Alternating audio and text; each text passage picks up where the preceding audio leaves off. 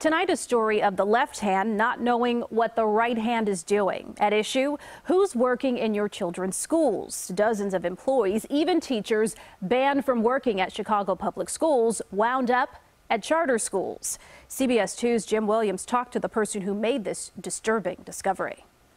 Altogether, 163 people on the Chicago Public Schools Do Not Hire, or DNH list, found employment in the city's charter and contract schools. CPS Inspector General Nicholas Schuler.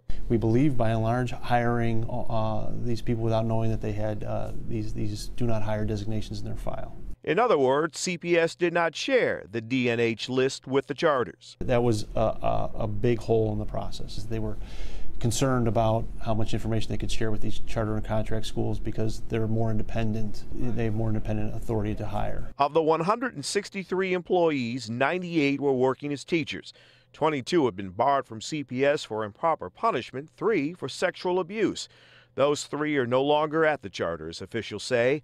In a statement, Kelly Quinn of the Illinois Network of Charter Schools said charter schools have not had access to the Do Not Hire list, but are required to run independent background checks for all staff, which they have done.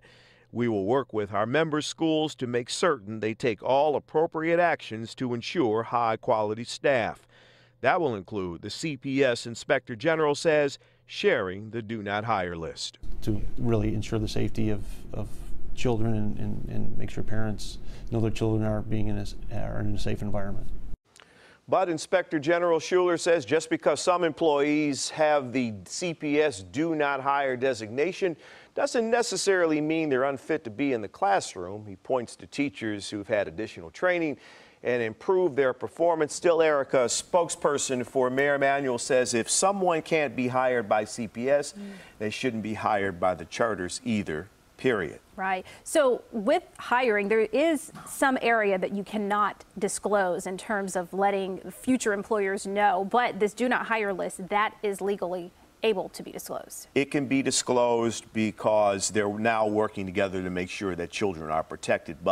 And you know, in many circumstances, employment law says you can only go so far in describing why somebody left a company. And this group, the number that you brought attention to, what percentage of the charter school population is that? That's a good question. 2% of all charter and contract school employees, 2%. Okay, Jim, thank you.